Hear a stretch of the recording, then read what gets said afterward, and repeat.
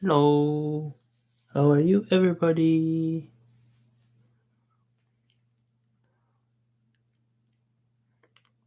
Hello, hello, hello.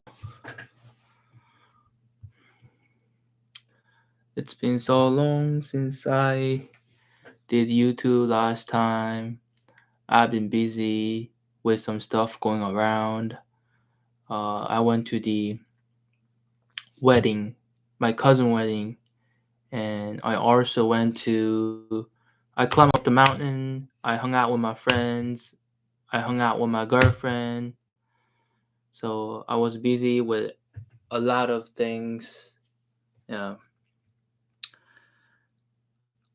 but from today and tomorrow and the day after, I'll be spending some time reading a book and talking about some subjects. It's my plan right now because I've been a bit lazy in terms of mm, like doing YouTube and thing. So, but like what's new with my life is that I try to wake up early in the morning. There are some people whom I talk with uh, through application named hmm, not application, but there are people whom I hang out with in a neighbor community, and it's called Miracle Morning. Uh, there, I talk. I'm not talking, but like I share some images of myself like waking up early in the morning. I upload my photos. As soon as I wake up in the morning, I take a picture, and then I could take a picture of a book or like a toothpaste or like any kind of thingy. The point of taking a picture is to prove that I'm awake, and the point of sharing that image with other people is because like I'd like to share like this thingy with many people who have the same idea. You know what I mean?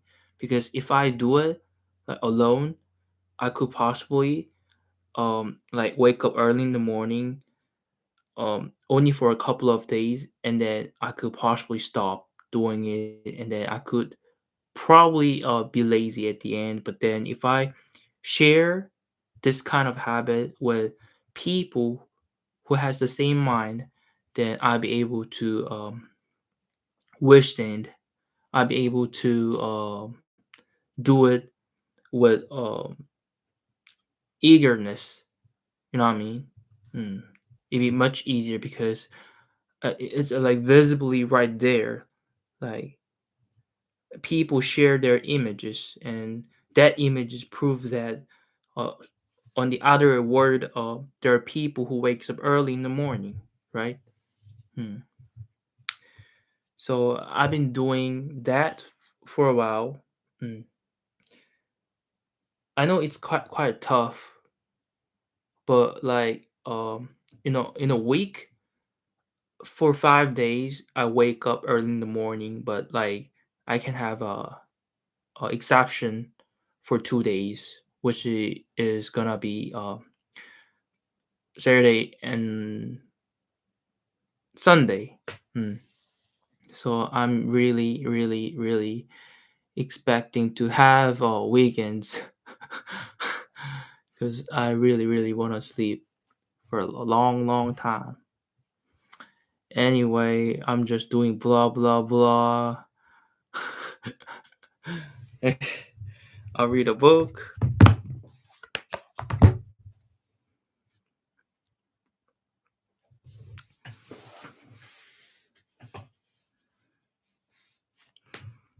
Producing snow and ice, so doubtless would Lincoln Island in the severest part of the winter, and it was advisable to provide against it.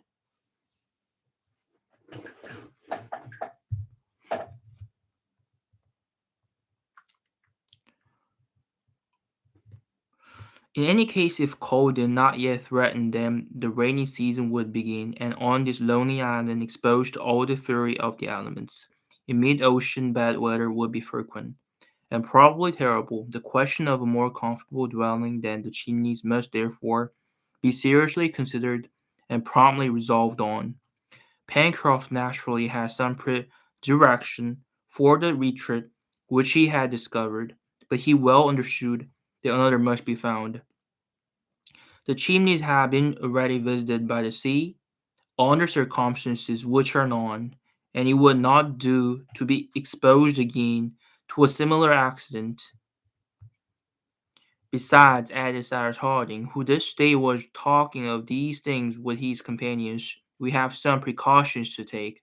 Why, the island is not inhabited, said the reporter.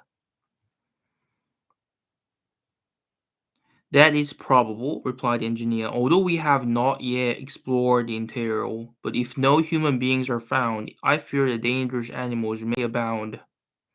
It is necessary to guard against a possible attack, so that we shall not be obliged to watch every night, or to keep up a fire. And then, my friends, we must foresee everything. We are here in a part of the Pacific often frequented by Malay pirates. What? Said Herbert. At such a distance from land? Yes, my boy, replied the engineer.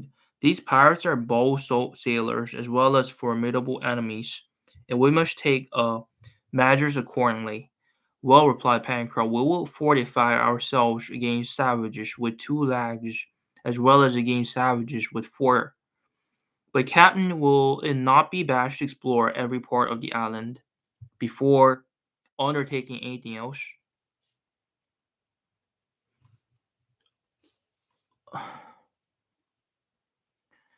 I look so pale today. Look, I'm looking so unhealthy. Maybe it's because I received second COVID-19 vaccine yesterday. I was sick a little bit. I had a bad stomach ache. I was lying in my bed, not all day, but like in the late afternoon. Not in the late afternoon, but like at night and at the evening. But then that vaccine has been keep having effects on me, but I'm gonna get well soon. Doing blah blah again. Okay. That is true, replied the engineer, but you forget, my friends, that it will be necessary to establish ourselves in the neighborhood of a watercourse, and that from the summit of Mount Franklin we could not see towards the west. Either stream or river, here on the contrary, we are placed between the Mersey and Lake Grant, an advantage which must not be neglected, and besides this side, looking towards the east, is not exposed as the other is to the trade winds which in this hemisphere blow from the northwest. Then, Captain, replied the sailor, let us build a house on the edge of the lake. Neither bricks nor tools are wanting now. After having been brickmakers, potters, smelters, and smiths, we shall surely know how to be masons. Yes, my friend, but before coming to any decision, we must consider the matter thoroughly. A natural dwelling would spare us much work, and it would be a shorter retreat, for it would be as well defended against enemies from the interior as those from outside. That is true, Cyrus, replied the reporter, but we have already examined all that mass of granite, and there is not a hole, not a cranny. No, not one, added Pencroft. If we were able to dig out a dwelling in that cliff at a good height so as to be out of the reach of harm, that would be capital.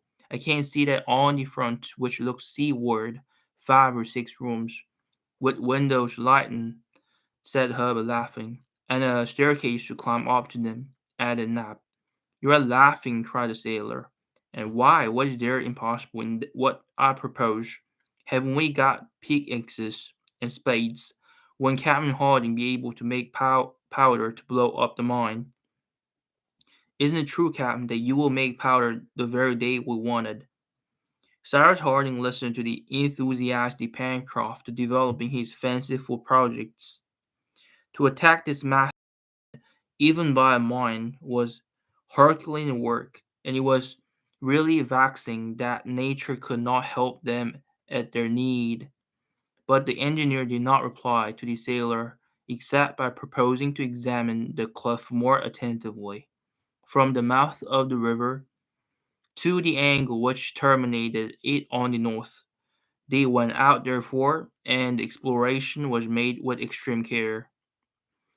Over an extent of nearly 2 miles, but in no place in the bare, straight cliff could any cavity be found. The nests of the rock pigeons which fluttered at its summit were only, in reality, holes bored at the very top, and on the irregular edge of the granite.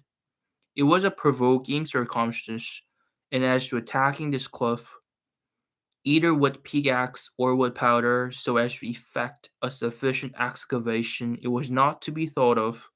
It so happened that on all this part of the shore, Pencroft had discovered the only habitable shelter, that is to say, the which now had to be abandoned. The exploration ended, the colonists found themselves at the north angle of the cliff, where it terminated in long slopes which died away on the shore. From this place to its extreme limit in the west, it only formed a sort of declivity, a thick mass of stones, earth, and sand bound together by plants, bushes, and grass inclined at an angle of only 45 degrees. Clumps of trees grew on these slopes, which were also carpeted with thick grass, but the vegetation did not extend far, but in a long sandy plain, which began at the foot of these slopes, reached to the beach. Cyrus Harding thought, not without reason, that the overplus of the lake must overflow on this side. The access of water furnished by the Red Creek must also escape by some channel or other. Now the engineer had not yet found this channel on any part of the shore already explored, that is to say, from the mouth of the stream on the west of Prospect Heights. The engineer now proposed to his companions to climb the slope and to return to the Chimneys by the Heights. While exploring the northern and eastern shores of the lake, the proposal was accepted. In a few minutes Herbert and Nat were on the upper plateau. Cyrus Harding, Gideon Spilett, and Pencroft followed with more steady steps. The beautiful sheet of water glittered through the trees under the rays of the sun. In this direction the country was charming. The eye feasted on the groups of trees. Some old trunks, bent with age, showed black against the verdant grass which covered the ground. Crowds of brilliant cockatoos screamed among the branches, moving prisms, hopping from one bough to another. The settlers, instead of going directly to the north bank of the lake, made a circuit round the edge of the plateau so as to join the mouth of the creek on its left bank. It was a detour of more than a mile and a half. Walking was easy. Hmm. Four trees widely spread left a considerable space between them. The fertile zone evidently stopped at this point, and vegetation will be less rigorous in the part between the course of the creek and the Mersey. Cyrus Harding and his companions walked over this new ground with great care. Bows, arrows, and sticks with sharp iron points were their only weapons. However, no wild beast showed itself, and it was probable that these animals frequented rather the thick forest in the south. But the settlers had the disagreeable surprise of seeing Top stop before a snake of great size, measuring from 14 to 15 feet in length. Nap killed it by a blow from his stick. Cyrus Harding examined the reptile and declared it not venomous, for it belonged to that species of diamond serpents which the natives of New South Wales rear. But it was possible that others existed whose bite was mortal, such as the death vipers with forked tails, which rise up under the feet or those winged snakes furnished with 2 ears, which enabled them to proceed with great rapidity. Top, the first moment of surprise over, began the reptile chase with such eagerness that they feared for his safety. His master called him back directly. The mouth of the Red Creek, at the place where it entered into the lake, was soon reached. The explorers recognized on the opposite shore the point which they had visited on their descent from Mount Franklin. Cyrus Harding ascertained that the flow of water into it from the creek was considerable. Nature must therefore have provided some place for the escape of the overplus. This doubtless formed a fall which, if it could be discovered, would be of great use.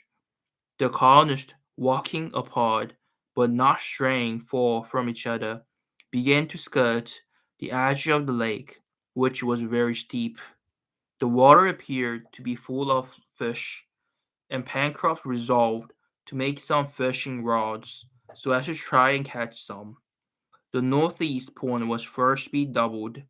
It might have been supposed that discharge of water was at this place, for the extremity of the lake was almost on a level with the edge of the plateau, but no signs of these were discovered, and the colonists continued to explore the bank, which, after a slight bend, descended parallel to the shore. On this side, the banks were less woody, but clumps of trees here and there added to the picturesqueness of the country. Lake Green was viewed from thence in all its extent, and no breath disturbed the surface of its waters. Top, inviting the bushes, put up flocks of birds of different kinds, which Gideon Spilett and Herbert saluted with arrows. One was hit by the lead and fell into some marshy grass.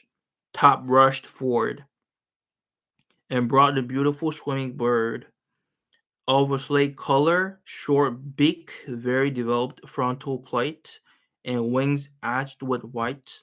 It was a coat, the size of a large partridge, belonging to the group of macrodactyls which formed the transition between the odor of wading birds and that of palmipeds. Zora game in truth, and its flavor is far from pleasant. But Top was not so particular in these things as his masters, and it was agreed that the coot should be for his supper. The settlers were now following the eastern bank of the lake, and they would not be long in reaching the ports which they already knew. The engineer was much surprised at not seeing any indication of the discharge of water. The reporter and the sailor talked with him, and he could not conceal his astonishment. At this moment, Top, who had been very quiet till then, gave signs of agitation. The intelligent animal went backwards and forwards on the shore, stopped suddenly, and looked at the water, one paw raised, as if he was pointing at some invisible game. Then he barked furiously, and was suddenly silent. Neither Cyrus Harding nor his companions had at first paid any attention to Top's behavior, but the dog's barking soon became so frequent that the engineer noticed it. "What is there, Top?" he asked. The dog bounded towards his master, seeming to be very uneasy, and then rushed against towards the bank. Then all at once she plunged into the lake. "Here, Top!" cried Cyrus Harding, who did not like his dog to venture into the treacherous water. "What's happening down there?" asked Pencroft, examining the surface of the lake. "Top smells some amphibious creature," replied Herbert. "An alligator, perhaps," said the reporter. "I do not think so," replied Harding. "Alligators are only met with in regions less elevated in latitude." Meanwhile, Top had returned at his master's call and had regained the shore, but he could not stay quiet. He plunged in Among the tall grass and guided by instinct, he appeared to follow some invisible being which was sleeping along under the surface of the water. However, the water was calm, not a ripple disturbed its surface. Several times the sailor stopped on the bank and observed it attentively. Nothing appeared. There was some mystery there. The engineer was puzzled. Let us pursue this exploration to the end, said he. Half an hour after they had all arrived at the southeast angle of the lake on Prospect Heights, at this point the examination of the banks of the lake was considered finished. And yet the engineer had not been able to discover how and where the waters were discharged. There is no doubt this overflow exists, he repeated, and since it is not visible, it must go through the granite cliff at the west. But what importance do you attach to knowing that, my dear Cyrus? Asked Gideon Spilett.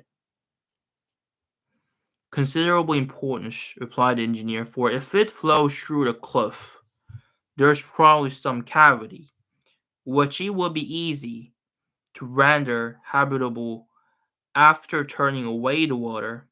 But it is not possible, Captain, that the water flows away at the bottom of the lake, said Herbert, and that it reaches the sea by some subterranean passage. There might be, replied the engineer, and should it be so,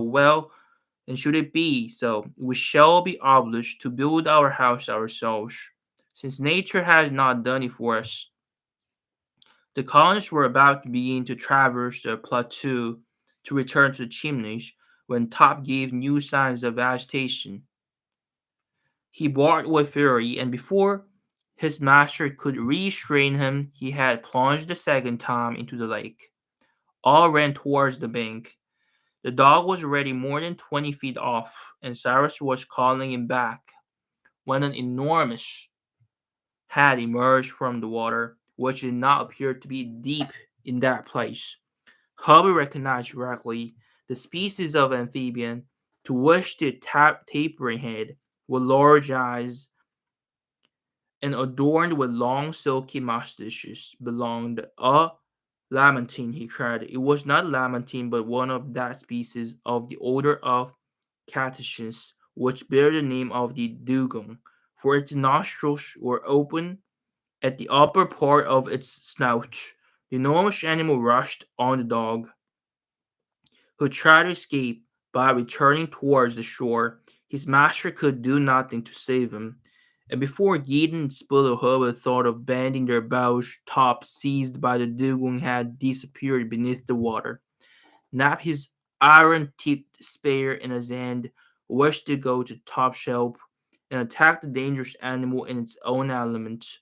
No, Nap, said the engineer, restraining his courage servants. Meanwhile, a struggle was going on beneath the water, an inexplicable struggle, for in this situation Top could not possibly resist, and judging by the bubbling of the surface, it must be also a terrible struggle, and could not but terminate in the death of the dog. But suddenly, in the middle of a forming circle, Top appeared. Thrown in the air by some unknown power, he rose 10 feet above the surface of the lake, fell again into the midst of the agitated waters, and then soon gained the shore, without any severe wounds, miraculously saved. Cyrus Harding and his companions could not understand it. What was not less inexplicable was that the struggle still appeared to be going on. Doubtless, the dugong, attacked by some powerful animal, after having released the dog, was fighting on its own account. But it did not last long. The water became red with blood, and the body of the dugong emerging from the sheet of a scarlet which spread around, soon stranded on a little beach at the south angle of the lake. The colonists ran towards it. The dugong was dead, and it was an enormous animal 15 or 16 feet long, and must have weighed from 3 to 4,000 pounds. At its neck was a wound which appeared to have been produced by a sharp blade, What could the amphibious creature have been, who, by this terrible blow, had destroyed the formidable dugong?